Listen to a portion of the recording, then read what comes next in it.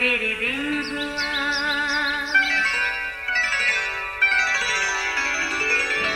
नया फिर दिन हुआ, पुरानी रात का करे सो शुक्र हम खुदा की जात का, खुदा की जात का नया फिर दिन हुआ। آج کی آیت یوں کہنے کی جگہ ہمیں یہ کہنا چاہیے کہ اگر خداوند چاہے تو ہم زندہ بھی رہیں گے اور یہ بھی یا وہ کام بھی کریں گے۔ یعقوب 4 باب 15 آیت۔ عزیزو، ہماری دنیا عجیب و غریب واقعات اور حادثات سے بھری پڑی ہے۔ ان میں بہت کم واقعات ایسے ہوتے ہیں جنہیں سن کر جی خوش ہو، پر زیادہ تر واقعات جان کر ہر کوئی پریشان اور غمزدہ ہو جاتا ہے۔ ذرا سا سوچنے اور غور کرنے پر اس کی وجہ بھی سمجھ میں آ جاتی ہے، یعنی زیادہ منصوبے انسان اپنی عقل اور اپنے زور بازو پر بھروسہ کرتے بناتا ہے اور اپنے خوابوں کے محل ریت پر تعمیر کرتا ہے، جو ذرا سا جھکڑ چلنے اور چھوٹے موٹے طوفان کے سامنے دھڑام سے زمین بوس ہو جاتے ہیں۔ وجہ صاف ظاہر ہے کہ اس میں خالق خدا کی مرضی کا عمل دخل نہیں ہوتا۔ عزیزو، ایک بار 2 بہنوں اور ایک بھائی نے اپنی بیوی اور بچوں کے ساتھ منصوبہ بندی کی کہ وہ کسی دوسرے ملک میں جا کر سیٹل ہو جائیں۔ والدین کی وفات کے بعد انہوں نے گھر اور دیگر ساز و سامان بیچ دیا اور اپنی مطلوبہ جگہ جانے کی تیاری کر لی۔ کچھ عرصہ تک انہوں نے قدم جمانے کی بھرپور جدوجہد کی، مگر کچھ تسلی بخش کامیابی نظر نہ آئی۔ اسی تگ و دو میں ایک بہن بیمار پڑ گئی۔ اچانک بیماری نے شدت پکڑی تو وہ ایک دن خالق حقیقی سے جا ملی۔ عزیزو، صدمہ تو یہ بہت بڑا تھا، اوپر سے حالات بھی برے سے برے ہونے لگے۔ عزیزو، آخر کار ایک دن باقی بچوں نے واپس وطن آنے کا ارادہ کر لیا۔ اب یہاں حالات ایسے تھے کہ اب گھر بھی نہ رہا، والدین تو تھے ہی نہیں، ایسے میں رشتہ دار بھی قریب نہ آئے۔ مجبوراً کرائے کا گھر لیا اور نوکری کی تلاش شروع ہوئی۔ آخر بھائی کو تو جاب مل گئی، مگر بہن اب تک ناکام رہی۔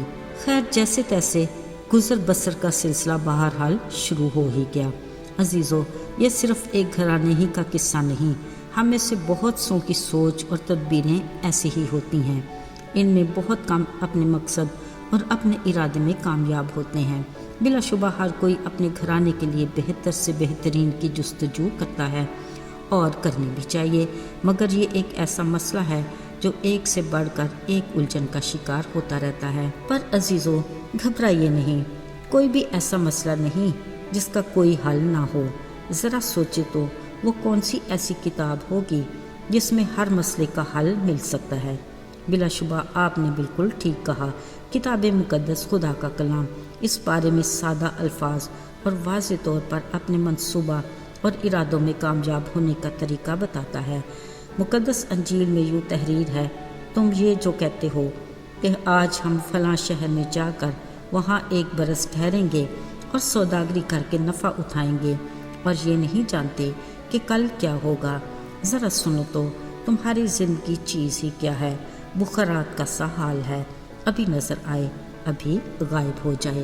عزیزو، دھیان رہے، خدا کا کلام کہتا ہے، یوں کہنے کی بجائے تمہیں یہ کہنا چاہیے کہ اگر خداوند چاہے تو ہم زندہ بھی رہیں گے اور یہ یا وہ کام بھی کریں گے۔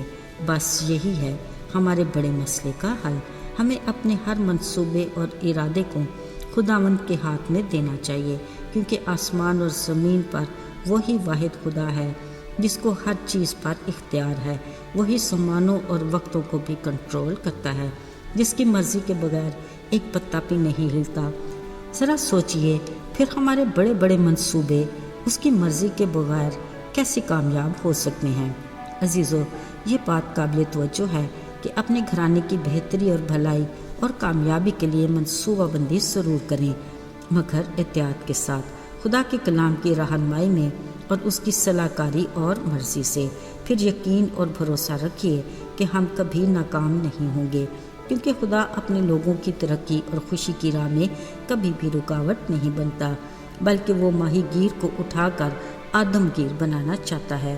اس الہی ذات کی سوچیں کسی صورت ہماری ناقص سوچیں جیسی نہیں، اور نہ ہی اس کی راہیں ہماری راہوں جیسی، اور نہ اس کے خیال ہمارے خیال کی طرح ہیں۔ عزیزو، خدا کے کلام میں یوں تحریر ہے کہ آدمی کے دل میں بہت سے منصوبے ہیں، لیکن صرف خداوند کا ارادہ ہی قائم رہتا ہے۔ عزیزو، یہاں بات صرف بڑے بڑے منصوبوں تک محدود نہیں، بلکہ بطور مسیحی ہمیں اپنی زندگی کے چھوٹے بڑے فیصلوں اور کاموں میں بھی خدا کی مرضی اور رضا معلوم کرنی ہے۔ بلا شبہ اس کی صلاح کاری ہی ہماری کامیابی کی ضمانت ہے، پھر ہی ہم اپنی بھرپور زندگی سے لطف اٹھا سکتے ہیں اور ہر روز اس کی برکات سے مستفید ہو کر نہ صرف اپنے گھرانے بلکہ اور بہت سے اپنے ہم ایمان عزیزوں کے لیے بھی چینل آف بلیسنگ بن سکتے ہیں۔ آئیے دعا کریں۔ آئے مہربان قادر مطلق خدا، ہم تجھے مبارک کہتے ہیں، تیرے نام کی تمجید ہو کیونکہ تو بھلا ہے۔ تیرے بڑے فضل کے لیے ہم تیرے شکر گزار ہیں، جس کے زیر سایہ آج ہم بھرپور زندگی گزار رہے ہیں۔ ہمیں اپنے میں قائم رکھ۔ آج ہم اپنے ان عزیزوں کے لیے خاص التجا کرتے ہیں جو کسی مشکل میں ہیں، ان کی مدد کر اور ان کی زندگی کو آسان بنا اور انہیں شکر گزاری کا موقع عطا کر۔ یسوع کے پاک اور مبارک نام میں مانگتے ہیں، آمین۔